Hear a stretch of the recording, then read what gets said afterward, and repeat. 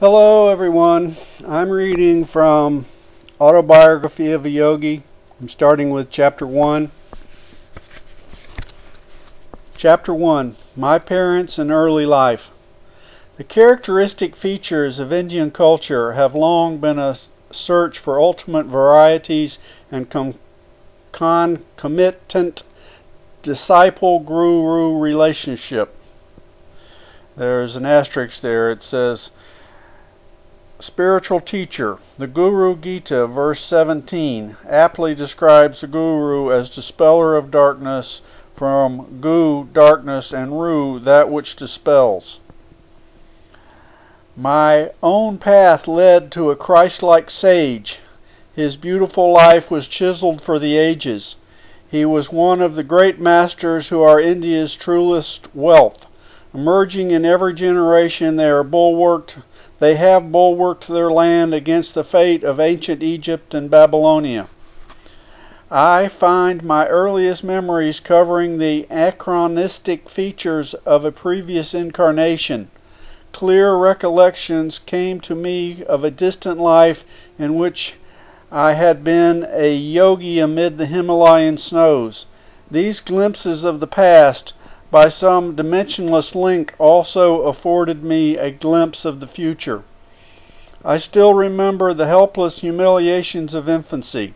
I was resentfully conscious of being unable to walk and to express myself freely. Prayerful surges arose within me as I realized my bodily impotence. My strong emotional life was mentally expressed in words of many languages. Amid the inward confusion of tongues, I gradually became accustomed to hearing the Bengali syllables of my people. The beguiling scope of an infant's mind, adultly considered to be limited to toys and toes. Physiological ferment, and my unresponsive body brought me to many obstinate crying spells. I recall the general family bewilderness at my distress. Happier memories, too, crowd in on me. My mother's caresses and my first attempts at lisping phrase and toddling step. These triumphs, usually forgotten quickly, are yet a natural basis for self-confidence. My far-reaching memories are not unique. Many yogis are known to have retained their self-consciousness without interruption by the dramatic transition to and from life and death. If man be solely a body, its loss indeed ends its identity. But if prophets down the millennium spake with truth, man is essentially a soul, incorporeal and omnipresent. Although odd, clear memories of infancy are not extremely rare, during travels in numerous lands I have heard many early recollections from the lips of veracious men and women. I was born on January 5th, 1893 in Gorakhpur in northeast India near the Himalayan mountains. There my first 8 years were passed. We were 8 children, 4 boys and 4 girls. I, Mukunda Lal Ghosh, was the second son and the 4th child. And there's apostrophe there, an asterisk, excuse me. My name was changed to Yogananda in 1915 when I entered the ancient monastic Swami order. In 1935, my guru bestowed upon me the further religious title of Paramahansa.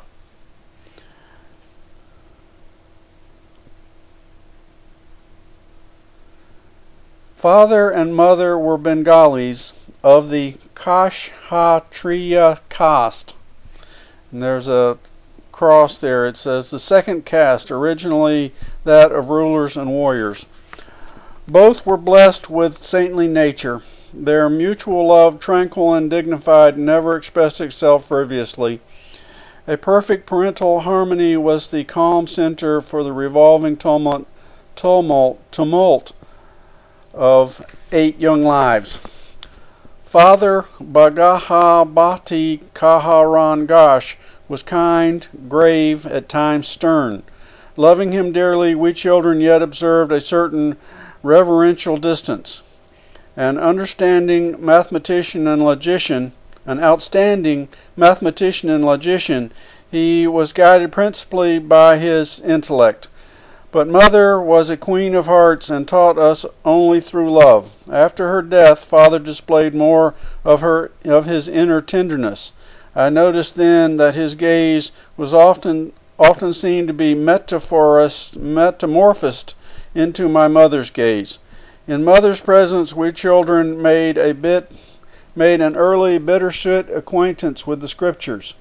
Mother would resourcefully summon from the Mahabharata and the Ramayana. And there's an asterisk here. These ancient epics are a hoard of Indian history, mythology, and philosophy. Subtle tales to meet the exigencies of discipline. Suitable tales to meet the exigencies of discipline. On these occasions, chastisement and instruction went hand in hand. As a gesture of respect for Father, in the afternoons Mother would dress us children carefully to welcome him home from the office. He held a position similar to that of a vice president in one of India's large companies, Bengal Nagpur Railway. His work involved traveling. Our family lived in several cities during my childhood. Mother held an open hand toward the needy. Father was also kindly disposed, but his respect for law and order extended to the budget. One fortnight, Mother spent in feeding the poor more than Father's monthly income. All I ask, please, Father said, is that you keep your charities within a reasonable limit. Even a gentle rebuke from her husband was grievous to Mother. Not hinting to the children of any disagreement, she ordered a hackney carriage. Goodbye, I'm going away to my mother's home. Ancient ultimatum. We broke into astounded lamentations. Our maternal uncle arrived opportunely. He whispered to Father some sage counsel, gathered no doubt from the ages. After Father had made a few conciliatory remarks, Mother happily dismissed the cab. Thus ended the only trouble I have ever noticed between my parents. But I recall a characteristic discussion. Please give me 10 rupees for a hapless woman who has just arrived at our house. Mother's smile had its own persuasion. 10 rupees, one is enough, Father added justification. When my father and grandparents died suddenly, I had my first experience with poverty. My only breakfast before walking miles to my school was a small banana. Later at the university was in such need that I applied to a wealthy judge for aid of 1 rupee per month. He declined, remarking that even a rupee is important. How bitterly you recall the denial of that rupee. Mother's heart had an instant logic. Do you want this woman who also to remember painfully your refusal of 10 rupees which she needs urgently? You win, said the immemorial gesture of vanquished husbands. He opened his wallet. Here is a 10 rupee note. Give it to her with my goodwill. Father tended first to say no to any proposal. His attitude toward the stranger who so readily had won Mother's sympathy was an example of his customary caution. An aversion to instant acceptance is really only honoring the principle of due reflection. I always found Father reasonable and evenly balanced in his judgments. If I could bolster up my numerous requests with 1 or 2 good arguments, he would invariably put within my reach the coveted goal, whether a vacation trip or a new motorcycle. Father was a strict disciplinarian to his children in his early years, but his attitude towards himself was truly Spartan. He never visited the theater, for instance, but sought to his recreation in various spiritual practices and reading the Bhagavad Gita. There's an asterisk there. It says, this noble Sanskrit poem, which forms part of the Mahabharata epic, is the Hindu Bible. Mahatma Gandhi wrote, these who will meditate on the Gita will derive fresh joy new meanings from it every day. There is not a single spiritual tangle in which the Gita cannot unravel. Shunning all luxuries, he would cling to one old pair of shoes until they were useless. His sons bought automobiles after they came into popular use, but father was content with the trolley car for his daily ride to the office. Father was not interested in the accumulation of money for the sake of power. On one occasion, after he had organized the Calcutta Union Urban Bank, he refused to benefit himself by holding any of its shares. He had simply wished to perform a civic duty in his spare time. Several years after father had retired on a pension, an accountant from England came to India to examine the books of Bengal Nagpur Railway. The amazed investigator discovered that father had never applied for overdue bonuses. He did the work of 3 men, the accountant told the company. He has rupees 125,000, which is $41,250, owing to him in back compensation. The treasurer sent father a check for that amount. My parent thought so little about the matter that he forgot to mention it to the family. Much later he was questioned by my youngest brother Bijhanu, who had noticed the large deposit on a bank statement. "Why be elated by material profit?" father replied. "The one who pursues a goal of even-mindedness is neither jubilant with gain nor depressed by loss. He knows that man arrives penniless in this world and departs without a single rupee." Early in their married life, my parents became disciples of a great master, Lahara Mahasaya of Banaras. This association strengthened father's natural aesthetical temperament. Mother once made a remarkable admission to my eldest sister Roma. "Your father and I sleep together as man and wife only once a year for the purpose of having children."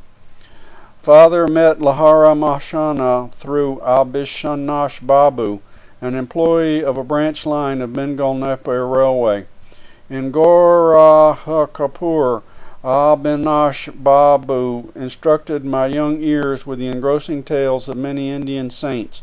He invariably concluded with a tribute to the superior glories of his own guru. Did you ever hear the extraordinary circumstances under which your father became a disciple of Lahara Mahasaya? It was on a lazy summer afternoon, as Bishnash and I sat together in the compound of my home, that he put this intriguing question. I shook my head with a smile of anticipation. "Years ago, before you were born, I asked my superior officer, your father, to give me a week's leave from my office duties in order to visit my guru in Benares. My father ridiculed my plan. Are you going to become a religious fanatic?" he inquired. "Concentrate on your office work if you want to forge ahead." Sadly walking home along a woodland path that day, I met your father in a palanquin. He dismissed his servants and conveyance and fell into step beside me. Seeking to console me, he pointed out the advantages of striving for worldly success, but I heard him listlessly.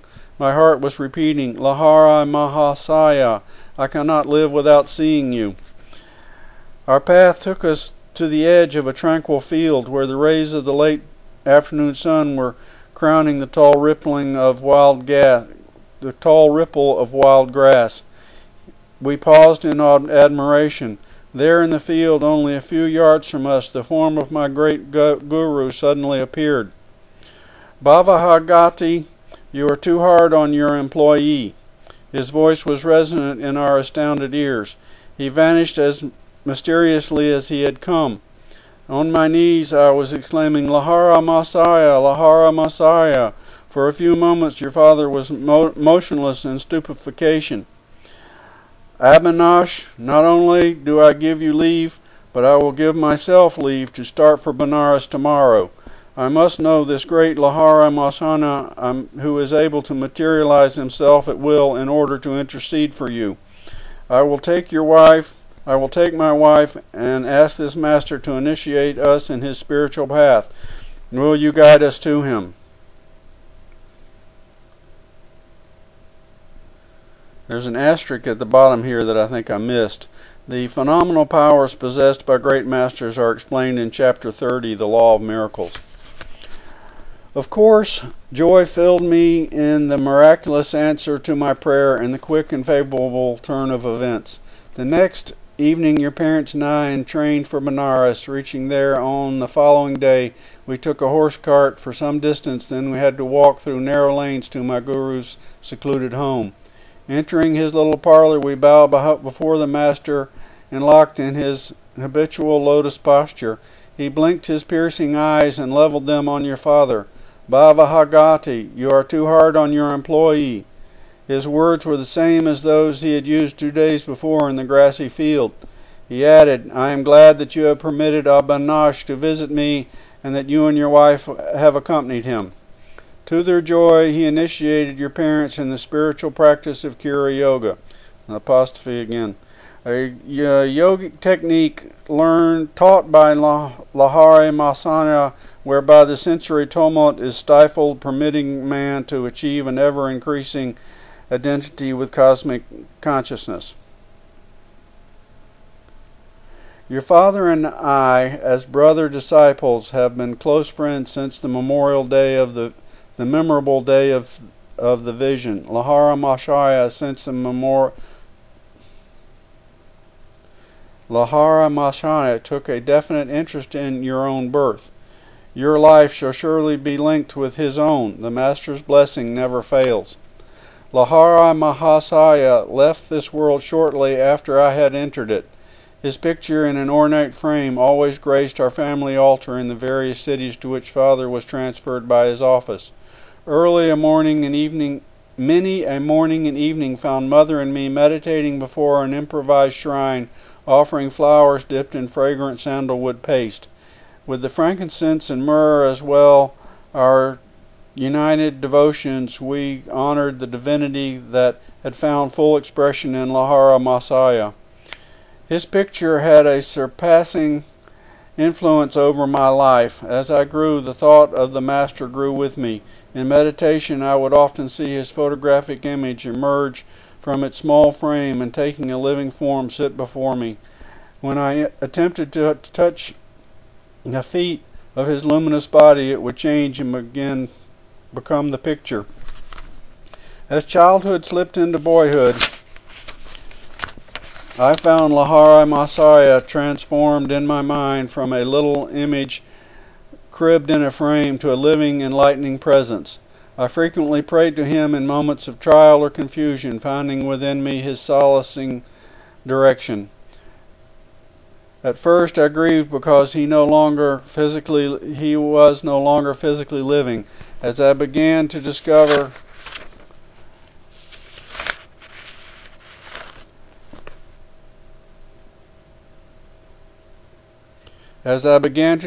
his secret omnipresence, I lamented no more. He had often written to those of his disciples who were over anxious to see him, "Why come to view my flesh and bones when I am ever within range of your Kutashtha, spiritual sight?" At about the age of 8, I was blessed by a wonderful healing through the photograph of Lahara Masaya. This experience gave intensification of my love. While at our family estate in Ichnapur, Bengal, I was stricken with Asiatic cholera. My life was despaired of. The doctors could do nothing. At my bedside, Mother frantically motioned me to look at Lahara Masaya's picture on the wall above my head. Bow to him mentally. She knew I was too feeble even to lift my hands in salutation. If you really show your devotion and inwardly kneel before him, your life will be spared. I gazed at his photograph and saw there a blinding light enveloping my body in the entire room. My nausea and other uncontrollable symptoms disappeared. I was well. At once I felt strong enough to bend over and touch Mother's feet in appreciation of her immeasurable faith in her Guru. Mother pressed her head repeatedly against the little picture. "O omnipresent Master, I thank thee that thy light hath healed my son." I realized that she too had witnessed the luminous blaze through which I was instantly recovered from an unusually fatal disease. One of my most precious possessions is that same photograph, given to Father Balaharamasha himself. It carries a holy vibration. The picture has a miraculous origin. I heard the story from Father's brother disciple, Kali Kumar Roy. Okay, I'm going to end there. That is the top of page 11. I'll start back next week.